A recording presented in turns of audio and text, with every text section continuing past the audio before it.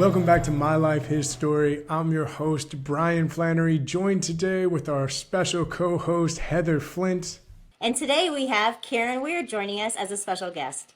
Hey guys, thank you so much for letting me be a part of this today. Well, we're so glad you're here. And Carin, we're just going to get right into it. So my first question for you is, can you tell me about what the environment in which you grew up in looked like? So growing up, from the time I was 4 until 11, I was raised predominantly with my dad. And it was funny because I was kind of a little person at that time.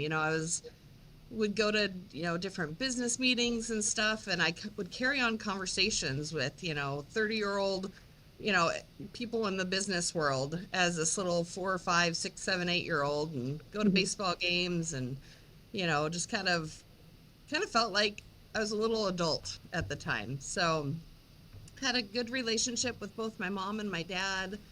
Did the, kind of the typical back and forth on the weekends. That kind of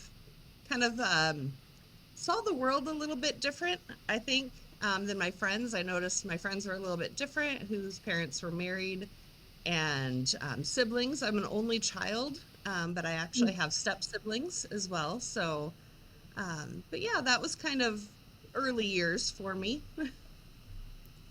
Wow, that's awesome. So kind of moving on, I think what's interesting is sometimes we think what we learn as a child really takes hold then, but it doesn't always formulate throughout our teenage and early adult life. So I guess let's kind of talk about that. What did that kind of look like for you? Well, it's interesting when I look at it with the context of trauma, right? I experienced a lot kind of early on, a lot of young people dying around me, which was very interesting. And I knew that was weird and not the norm, shouldn't be the norm. By the time I was 11, somebody who I looked up to, who I considered a big sister, she had died in a kind of mysterious car accident. We never really knew all the details to it. And so that was really hard to kind of put together in my 11-year-old mind. And before that, I had actually had somebody close to my family who had died as well. She was murdered. And what I learned at an early age was two things. I learned that young people die tragically because that was the experience that I had had. And I also, some of the things that I was taught on how to interpret trauma, how to look at it and take it in, was shaped through some things that were really hard. And specifically, I was told with that, when that young person around me was murdered, I had made a comment to an adult in my life that had happened, that I saw on the news. And her response to me really shaped the rest of my life. She told me that didn't happen.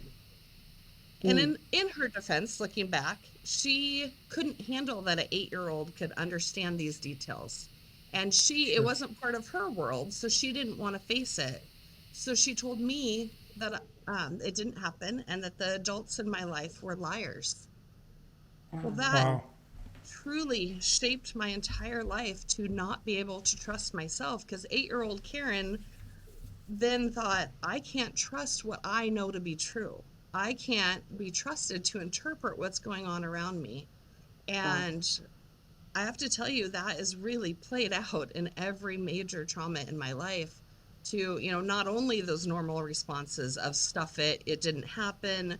I truly was told it didn't happen. So I know I couldn't believe those things going forward. So those two things really played out in my life. Number one, young people died tragically. And number two, I can't believe my own interpretation of what's happening. Man, that's really that's a lot, and what a way to shape your, going into, the formative years, and then as you go into, elementary and junior high and start to interpret the world around you with other children and adults and things like that, you've already got this perception in your mind of even your own, what you're seeing and the reality of that. And wow, that definitely It must be really hard. And, thanks for sharing that part with us, for Yeah. sure. And I think even like one of the key things that you said there is like you couldn't trust yourself, and also because this adult was saying you couldn't trust the adults around you either, Yes.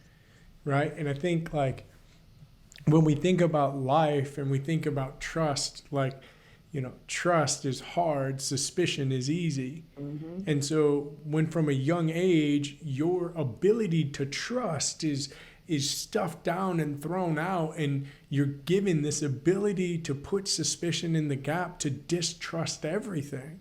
Yes. Man, like especially at 8 years old, because as Heather said, now you're going into your preteens and teens and adolescence and all of these different stages with this distrust. And I have a feeling that that distrust continued to play out throughout your teenage years. Yeah, and almost Ab- like a permission, like giving you permission to be skeptical and not trust yeah. anyone. Yeah. Absolutely. It was very interesting going into my teenage years and, um, having different traumatic experiences, again, losing more friends, um, tragically. And just, I remember one time somebody asking, or kind of sharing with me when I was about 16, 17, saying, you won't really understand death. You won't understand Mm. that, but you will when you're older. And my mom was so sweet and sitting there next to me, and she goes, no, unfortunately, Carin knows this a little too much. And Sure. that was part of the truth of what I experienced. So Yeah. I think, you know, death can be an interesting thing because it's something that we all like. There's no middle ground. Either you experience it at a young age or you don't, right? mhm. Um, and I think that oftentimes, like again, you know, my kids are. I have a teenager down to a first grader, and there's two more in between. And one of the interesting things about my kids that, when I was growing up, I was always frustrated that every time somebody talked to me, they talked to me like I was unintelligent, right?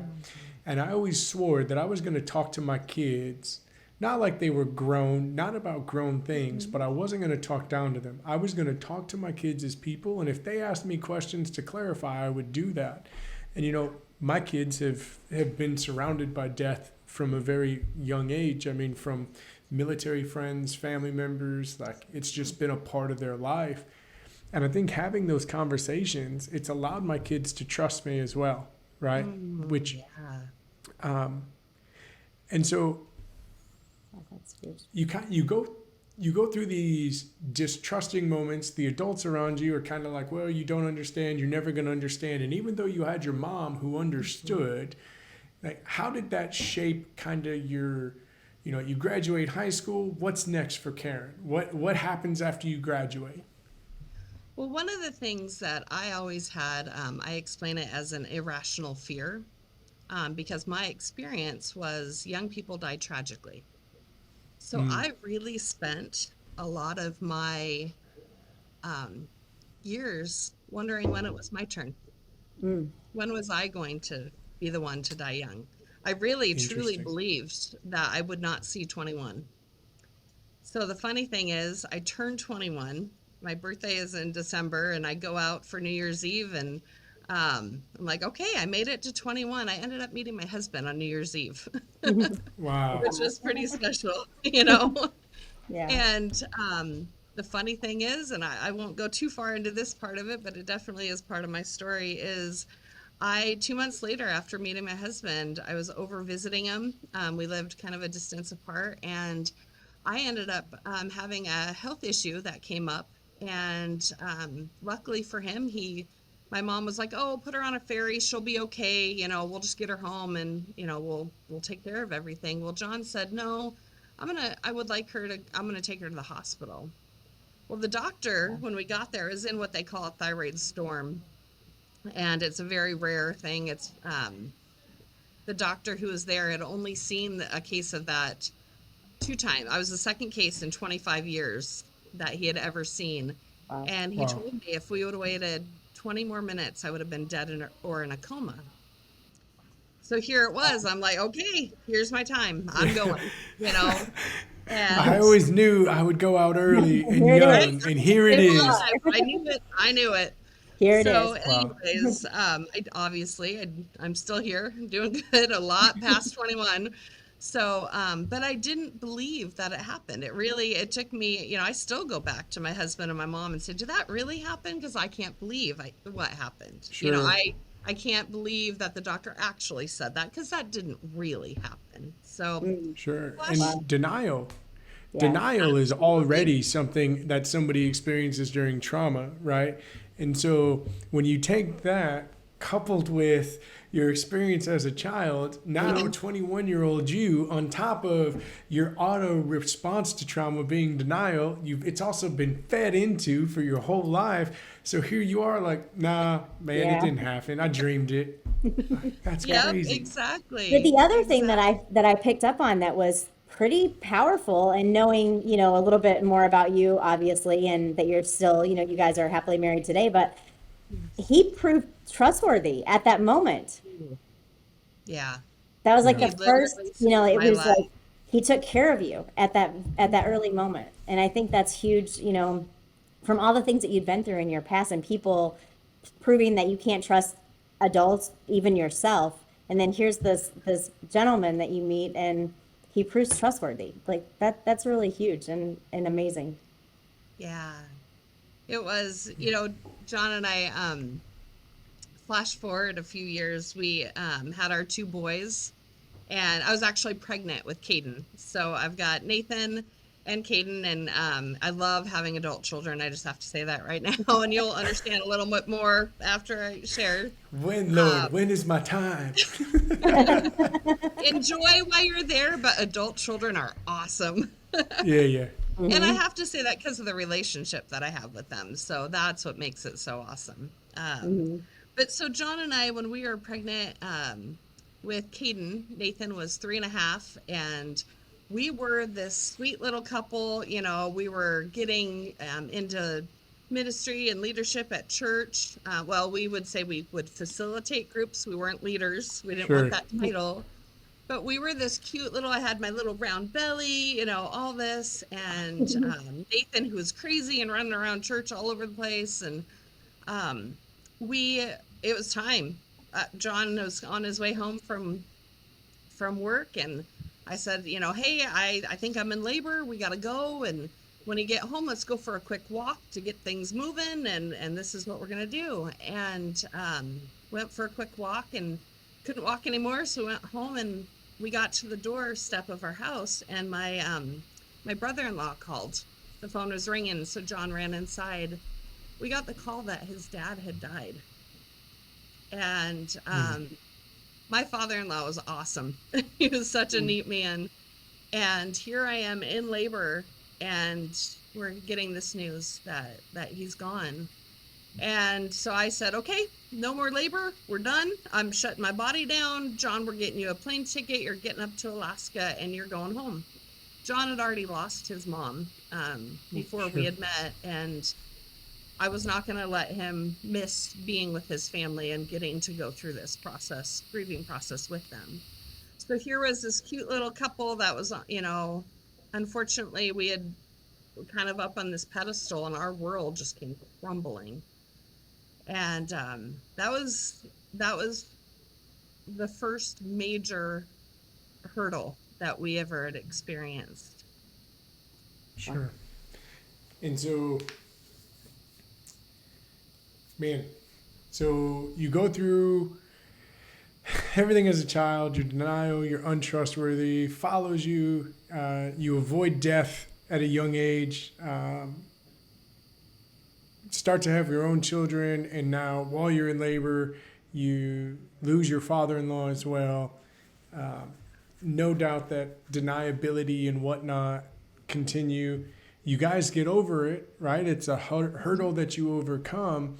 But unfortunately, that wouldn't be the last hurdle that you guys would face, right? Like, I Yeah. think sometimes in life, we finish something and we're like, whew, all right, cool, it's done. And we don't realize that the next hurdle is about to smack us in the face, right? Yeah, absolutely.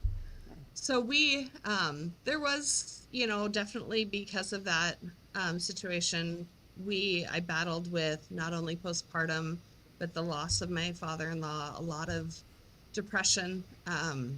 Luckily, we had some amazing people in our life. Mm, Um, there was a point that things got really dark. Um, and I actually had a point in my life that I had a plan and um, was going to take actions towards it to end my life. Um, Well, there's only one person in this world who knows the full story of it. And sure. luckily, God told me to call her. I was going to drive my car off the road. That was the plan. And I pulled over and I called her and I said, I need you. I need you to pray for me. I don't want to talk to God right now. But I need somebody on my behalf. Make sure that you like, subscribe, follow, and come back next week for part 2.